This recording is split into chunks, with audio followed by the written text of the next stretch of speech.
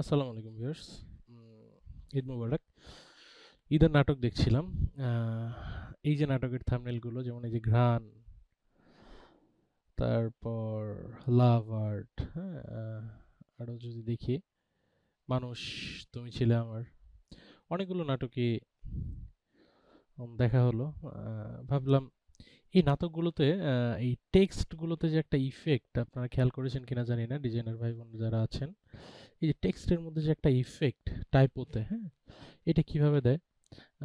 এটা আজকে আমরা চেষ্টা করি, দেখি এটা আমরা দিতে পারি কিনা। চলুন আমরা যদি মনোযোগ দিয়ে দেখি, খুবই সহজ, এটা খুব কঠিন কিছু না। জাস্ট দেখতে হবে আমাদের, ওকে? তো এটা দেওয়া হয়েছে মূলত হচ্ছে, এটা কাস্টমলিও দেওয়া যায়, ব্রাশ ক্রিয়েট করে ব্রাশ দিয়ে দেওয়া যায়। সো আমরা এটা হচ্ছে একদম শর্টকাট ওয়েতে দেখব। দেখি কত শর্টকাটে দেখা যায়। এর জন্য আমরা একটু এআই এর হেল্প নিব। আমরা যদি অ্যাডোবি ফায়ারফ্লাই এর হেল্প নেই, এটা খুব সহজেই করা যাবে, ওকে? আমরা চলে যাই ফায়ারফ্লাই।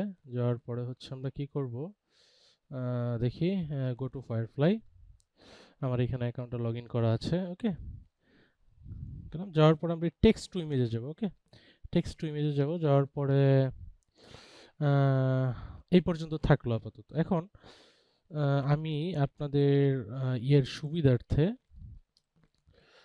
এটা তো আপনারা করতে পারেন, টাইপও ভেঙে জাস্ট একটু কাস্টমলি করে নেওয়া হয়েছে আপনাদের বোঝার সুবিধার্থে, এবং কি টিউটোরিয়ালটা যাতে ছোট হয় এই জন্য আমি এটা আগেই করে নিছি। এটা আমি সেভ করে নিছি জেপিজি আকারে, ঠিক আছে? জেপিজি আকারে সেভ করে নিছি। সেভ করে নেওয়ার ফলে যেটা হয়েছে, এইটা দিয়ে আমি আপাতত কাজ করব। দেখুন কোথায় যাব এখন, এই পর্যন্ত ছিলাম ফায়ারফ্লাই, এটা আমি 3 তে যাব। এটা 1:1, মানে স্কোয়ার সাইজ হবে। তারপর হচ্ছে আমি এইখানে যেটা করব, এই যে দেখুন কম্পোজিশন, এইখানে আমি ইমেজটা দিয়ে দেই, ডাউনলোড। এই যে ইমেজটা এখানে ধরাই দিলাম। ধরাই দেওয়ার পরে এইখানে আমি স্টেন্স যেটা, এই যেটা, এটা ভ্যালুটা আমি ফুল করে দিব। দেওয়ার পরে হচ্ছে, দেওয়ার পরে এইখানে যেটা করব, দেখুন রেফারেন্স, এইখানে আমি একটা ব্রাশ দিব। এটা আমি ডাউনলোড করে নিছি নেট থেকে, এটা আপনারা করবেন। এই যে আমি দিয়ে দিব ড্রাইভ লিঙ্ক করে দিলাম। এটার ইন্টেন্সিটিটা, ব্রাশের ইন্টেন্সিটিটা হচ্ছে আমরা একটু বাড়ায় দেই। এখন এইখানে যে সেটিংসটা করব, এখানে দিব হচ্ছে টেকনিক, ওকে? টেকনিক দিব। দেওয়ার পরে এইখানে দেখুন, এখানে ইঙ্ক, তারপরে লাইন ড্রয়িং, এই দুইটা সিলেক্ট করে দিব। দেওয়ার পরে যেটা করব, এখানে আর একটু কাজ আছে। এটা আমি কি স্টাইল, এটা আমি ফটো কন্টেন্ট টাইপ কি হবে, এটা আমার আর্ট টাইপ কন্টেন্ট হবে, ওকে? এই তো মোটামুটি কাজ। আমি আবারও দেখাই। প্রথমে আর্ট সিলেক্ট করে নেবেন, যে টাইপোটা বানাইছেন টাইপোটার জেপিজি অথবা স্ক্রিনশট যেটাই এখানে ধরাই দিবেন। Strength value 100%।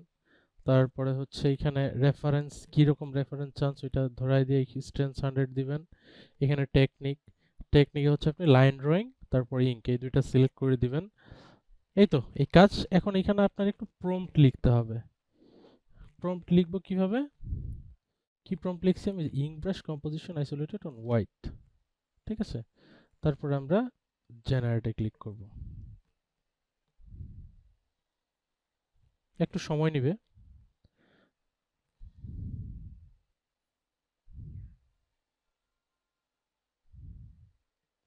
এখানে আপনি যেই দিবেন, যেই কালারে করবেন, হ্যাঁ, সেই কালারে হবে। এগুলা এক্সপেরিমেন্ট করবেন। দেখেন আমাকে 4টা ভেরিয়েন্ট দিছে, আমার আরো চাইলে হচ্ছে আরো করা যাবে, হ্যাঁ?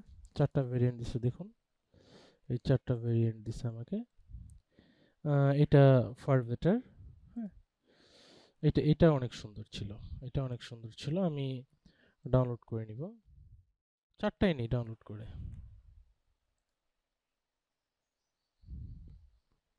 এখন আমি ফটোশপে চলে যাই, go to Photoshop, file, open. এটা দেখি, দেখুন সো মাচ বেটার। এখন এটা যদি আমি একটু লেভেলটা আপ করি, এদিক থেকেই করি, আমার ব্যাকগ্রাউন্ডটা হোয়াইটটা যাতে আরো ভিজিবল হয়, ওকে? এখন যেটা করব, সিলেক্ট,